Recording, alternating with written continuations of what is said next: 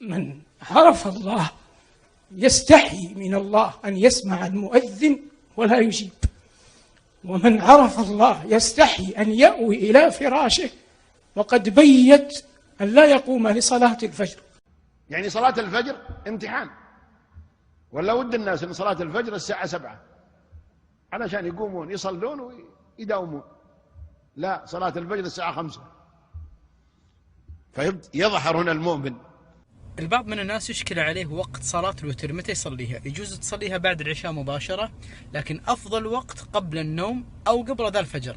يقول أبو هريرة: أوصاني النبي عليه الصلاة والسلام ب3، وذكر منها: وأن أوتر قبل أن أنام.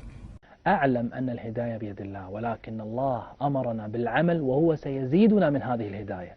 قال تعالى: والذين اهتدوا زادهم هدى وآتاهم تقواهم.